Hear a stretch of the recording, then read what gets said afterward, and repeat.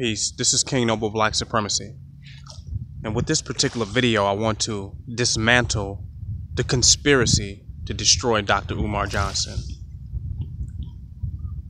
And I want to start off talking about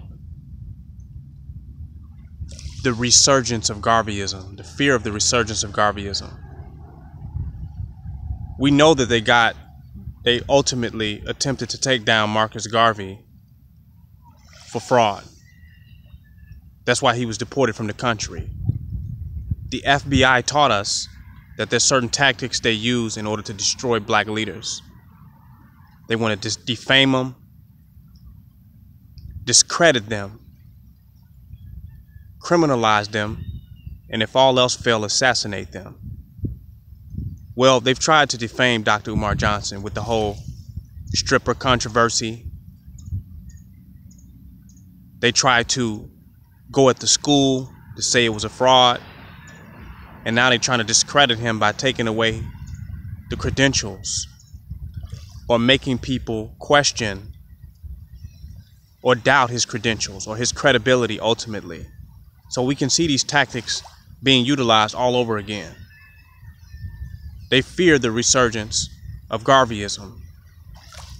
They fear that Dr. Umar Johnson is that black leader that will electrify black people and wake them up to who they are and cause a Pan-Africanist black nationalist revolution in America. He has a lot of following, a lot of people paying attention to him in all places and all walks, even overseas. So they fear Dr. Umar Johnson at this time. The school funding came up with my last video. There is no proof that he has misappropriated 1 penny of the money for the Garvey School. No one has furnished any proof to me. And I wouldn't care if PayPal and GoFundMe is working together to stop the school that he's constructing, because they do have motive and intention, and some of these financial institutions, online financial institutions, will work to stop the rise of black nationalism and black revolution in this country. There's no question about that. GoFundMe and PayPal. But as of this day, no one's yet to prove to me that he has misappropriated $1 of the money for the school. It is all allegations and hearsay. Not one person. They cannot show us or prove it, but everybody runs off of that. Prove it. Show us where he has misappropriated $1. Show us proof and evidence, not just these false allegations.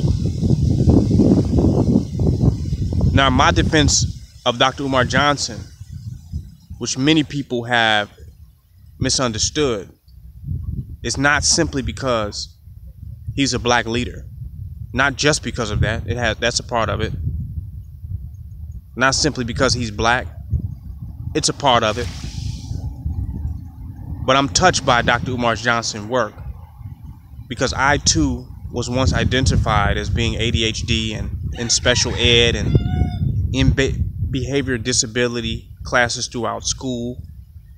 I had these labels and these categorizations that Dr. Umar Johnson's career has been to fight against. So I understand the plight of that child who has been misdiagnosed and who is misunderstood by the system.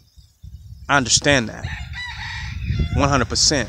So I identify with that, and I see the value of his work from that perspective. Not simply just as a black leader or just a black person that's under attack, but specifically in that I understand how significant his work is in that field and in that area. So it's very personal to me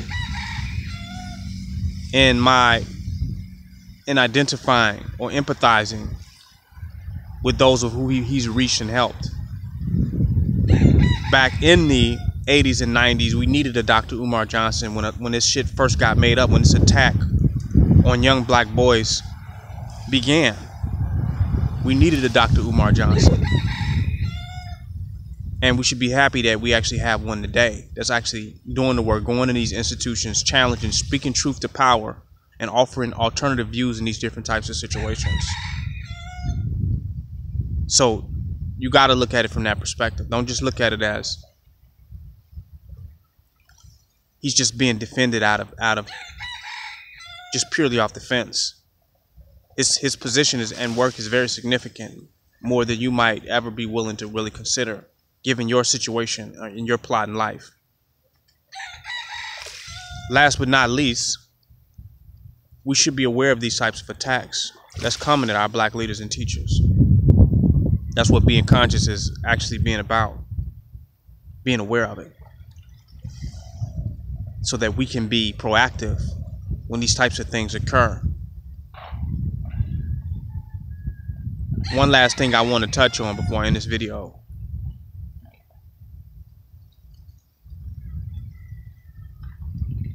I don't agree with everything Dr. Umar Johnson speaks on.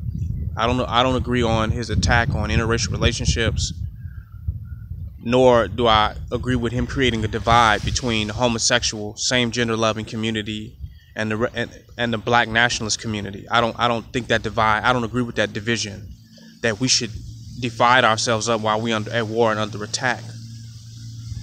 I'm not an avid listener of Dr. Umar Johnson. It's nothing that he has said that I've not heard before.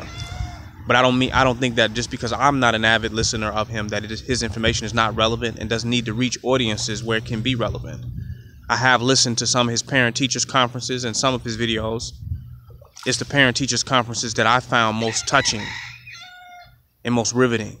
So I'm not just some fan or just some blind supporter of Dr. Umar Johnson. I understand his work in a whole nother level from being on the other side of the system, being on the other side of the institution, being a ex-victim of the psychological institutions of white supremacy. And I don't even agree with the whole paradigm and matrix of psychology, period. I have no belief in that. I think that is the matrix of white supremacy. That psychology is the essence, is the actual construct, the ultimate propagation of white supremacy. So I'm not supporting them based on my belief in the institution of psychology, or do I acknowledge any type of credentials or the system of which they allow you or give you permission to heal and teach your own people. I don't support any of that. But I truly see the value in the work that he's doing. This is King Over Black Supremacy. Join my website,